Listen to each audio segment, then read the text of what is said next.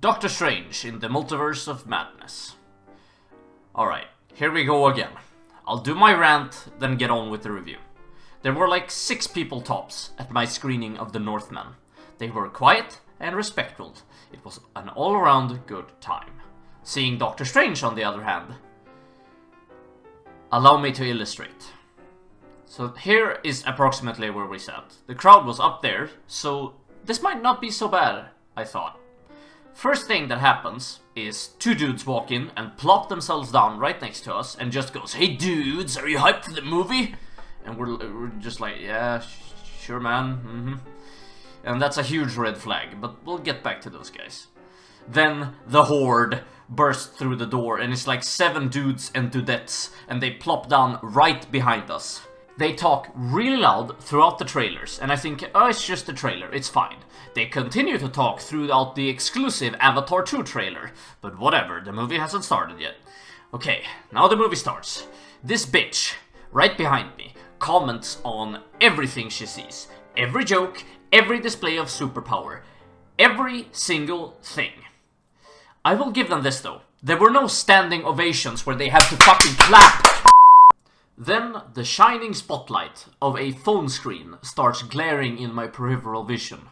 And yep, it's those guys from before. They are there to pirate the movie. Whoop-de-fucking-do. So we jump seats, way over here. And the silence. Lord praise the silence. So, onto the movie. I liked it. For a Marvel movie, it did pretty well. It knows to stay on track and not stop every 30 seconds for big fun yonks. It's definitely better than the first Doctor Strange movie. Sam Raimi knew to deviate from the formulaic bullshit that is the plague of Marvel movies. He sprinkles out some creative grit, and that is what makes the movie stand out.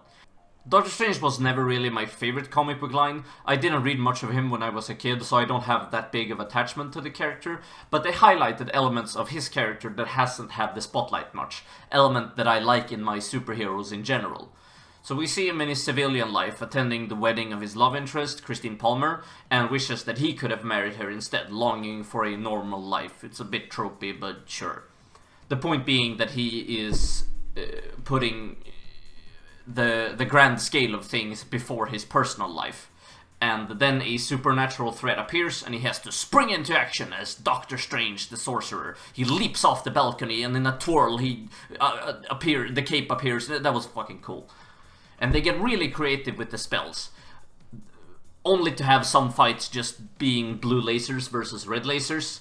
So if I am to draw a comparison to Harry Potter, it's the same issue where the good guys have all these fun spells that tells the reader that you have to be good and creative with your magic to win a duel. But the bad guys just spam the killing curse over and over, because why the fuck wouldn't they? It's a spell that fucking kills you. The cast was pretty good. Wong was good, Wanda was good, she made for a scary villain at least, and it makes WandaVision a required viewing before this movie, and that pisses me off somewhat, because that show was poo-poo. And the people who didn't see said poo-poo are going to be so fucking confused as to why Wanda is a villain all of a sudden. So yeah, her villainous ways were handled a bit stiff, but fine, I'll give it a pass.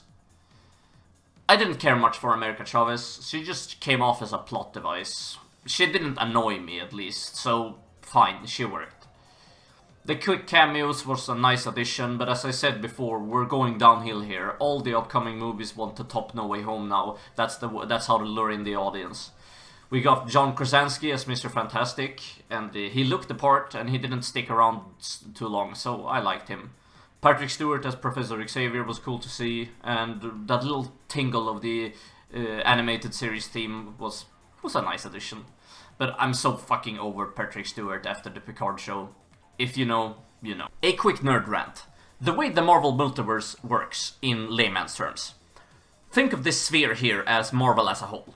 This sphere here is the MCU, 199999, containing its own set of balls from different dimensions and multiverses and shit. And this sphere over here is the actual 616 main Marvel continuity, with its set of balls and shit. And this over here is the ultimate continuity, 1610, and so on and so on. If people in 199 999 refers to one of their set of balls as 616. It doesn't make it the actual 616. That is over here. They reference the main MCU universe as 616, and that is fucking wrong. In universe, it makes no sense for Mysterio, who was just bullshitting, referring to this universe's 616, while he refers to his own as 833. In Multiverse of Madness, the Illuminati of Earth 838 refers to Doctor Strange's native universe as 616. So it's a fucking stretch to believe that people from 199, 999's, 838 just happen to refer to 199's, 999's, 616 as 616, when at the same time another person from 199, 999's, 616 calls it the same name. So what I'm trying to say is what the MCU calls 616 is over here, and the actual 616 is over here. Jesus Christ, what is my life? So all in all, for an MCU movie, it's serviceable. I liked all the darker aspects Sam Raimi brought to the movie, and I wish we could have seen even more of that. Wanda's character development was a bit of a rush, but it worked in the end, I guess. That's pretty much all I had to say about the movie. Except, let's be honest, Sam Raimi only did this movie because there was an evil book in the script.